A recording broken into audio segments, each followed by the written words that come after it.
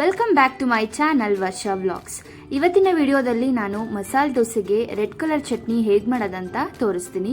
ಅದಕ್ಕೂ ಮುಂಚೆ ಯಾರೆಲ್ಲ ನನ್ನ ಚಾನಲ್ಗೆ ಸಬ್ಸ್ಕ್ರೈಬ್ ಆಗಿಲ್ಲ, ಈ ವಿಡಿಯೋ ಕೆಳಗಡೆ ರೈಟ್ ಸೈಡು ಸಬ್ಸ್ಕ್ರೈಬ್ ಬಟನ್ ಇರುತ್ತೆ, ಅದನ್ನು ಕ್ಲಿಕ್ ಮಾಡಿ ಸೊ ದಟ್ ನನ್ನ ಹೊಸ ವಿಡಿಯೋಸ್ ಎಲ್ಲ ನಿಮಗೆ ನೋಟಿಫಿಕೇಶನ್ಸ್ ಬರುತ್ತೆ. ಬನ್ನಿ ಮಸಾಲೆ ದೋಸೆಗೆ ರೆಡ್ ಚಟ್ನಿ ಅಥವಾ ಮಸಾಲೆ ಹೇಗೆ ಮಾಡೋದಂತ ನೋಡೋಣ.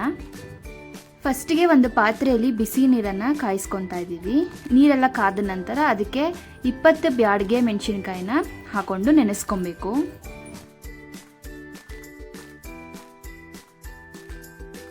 ನಂತರ ಫ್ರೈ ಪ್ಯಾನಿಗೆ 2 ಸ್ಪೂನ್ ಧನಿಯಾನ ಹಾಕೊತಾ ಇದ್ದೀವಿ, ಬಿಸಿ ಮಾಡ್ಕೊಬೇಕು.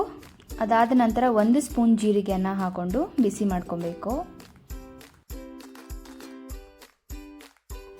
ನಂತರ ಒಂದು ದಪ್ಪ ಬೆಳ್ಳುಳ್ಳಿ ಬಿಡಿಸಿಟ್ಕೊಂಡಿರುವಂಥದ್ದನ್ನು ಹಾಕೊತಾ ಇದ್ದೀವಿ. ಹಾಗೆ ಸ್ವಲ್ಪ ಕರಿಬೇವಿನ ಸೊಪ್ಪನ್ನು ಕೂಡ ಹಾಕೊತಾ ಇದ್ದೀವಿ. ಲೈಟಾಗಿ ಬಿಸಿ ಮಾಡ್ಕೊಬೇಕು.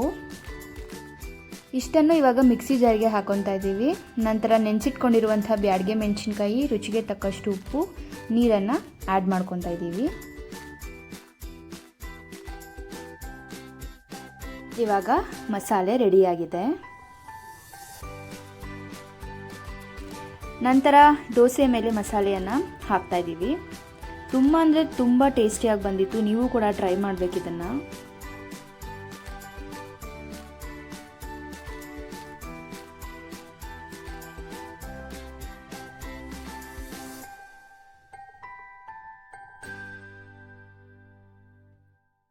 ನಿಮಗೆಲ್ಲ ಈ ವಿಡಿಯೋ ಇಷ್ಟ ಆಯಿತು ಅಂದರೆ ಲೈಕ್ ಮಾಡಿ, ಶೇರ್ ಮಾಡಿ, ಸಬ್ಸ್ಕ್ರೈಬ್ ಮಾಡಿ. ಮತ್ತೆ ಹೊಸ ವಿಡಿಯೋ ಜೊತೆ ಬರ್ತೀನಿ.